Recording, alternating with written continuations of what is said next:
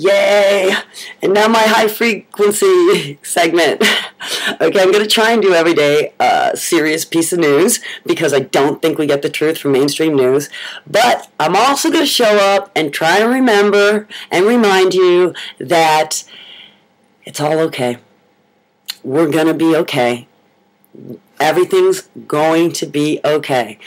Will we maybe have to change if things come up, if all these scary things that are surrounding us and that we watch and listen to because we want to make sure we're ahead of the curve, we want to make sure that we're not getting caught in the matrix, we want to make sure that we can slide out.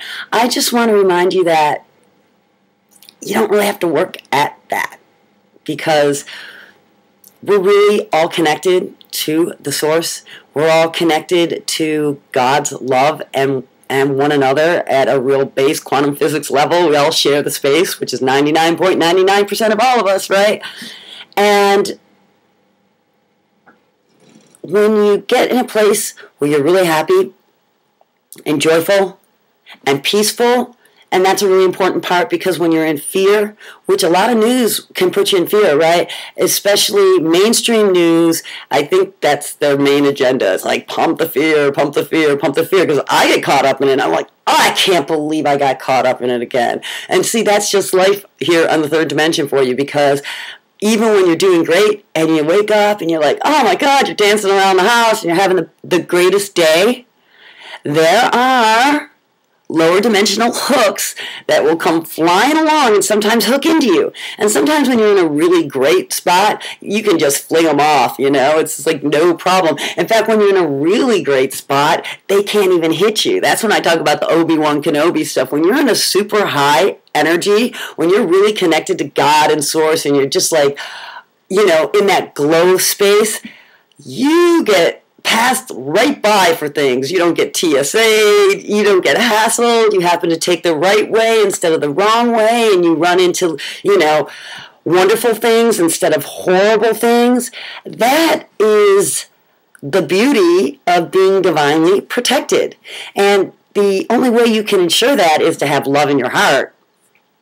And then you're there. Then you're in the frequency. But the real trick up is like even if you're a really great person and you're wishing love for everybody else, you gotta love yourself too, right? You gotta fill your own cup because you're the light. You're the light. So we need your light. So if you're not filling yourself up, you're not going to be on a high frequency no matter how much love you're putting out there because it starts with you. And if your light's not on, how are you going to shine the light for everybody else? That's the basics of that, pretty much, and why it's so important to kind of be selfish about keeping your light on. And, of course, we have to make compromises in life, and that's really important, too. You don't want to be a real jerk because, ultimately, when you make compromises with somebody, what you're doing is you're honoring their spirit's needs, right? Because each of us has a calling inside of ourselves.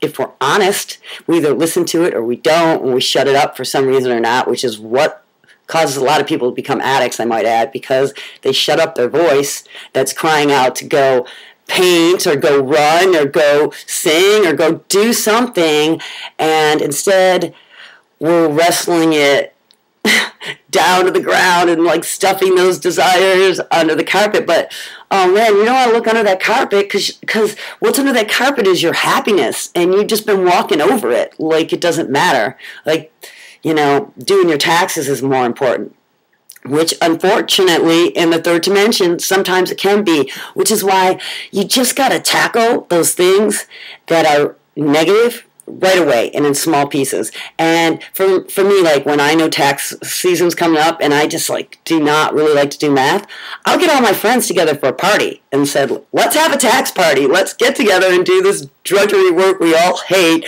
Let's do it together. Let's do it with merriment. Let's do it a different way. So anyway, today I'm just reminding you that there are a lot of negative things out there. There are a lot of things you should prepare for. You should definitely have food and water, like right now. Like if you don't have that, just dance your way down to the dollar store or online someplace where you can get some backup food and water, because that gives you peace of mind. And because that's the message I always get. You know, you can't predict when a crisis is going to hit. You just can't. I mean, you could be preparing for an earthquake in LA and Yellowstone could hit. You could be preparing for Yellowstone and a nuke hits. The truth is, all you can do is have some food and water, so at least you can eat and have water and not go into panic mode in your family. And then know that whatever happens, you might have to bend, but you're going to be okay. You're going to make it. You're going to make it. You might be challenged. You might be thrown into a situation where you have to be a hero for the first time in your life and really be called to expand to everything that you have in you and all the things that are possible within you. You might be called for that. But gosh darn, do you really want to end up on your deathbed never have been being called to use your highest faculties? So all I'm saying is love today. Today's wonderful. And whatever tomorrow brings, we'll deal with it. We'll get through it. We'll be stronger. We'll be happier. And in the long run, that's life. It's a journey. So today, my takeaway is I hope you all stay happy today and don't get too bogged down in the, rat race. It's not going to go away. Just look after your heart and have a wonderful day.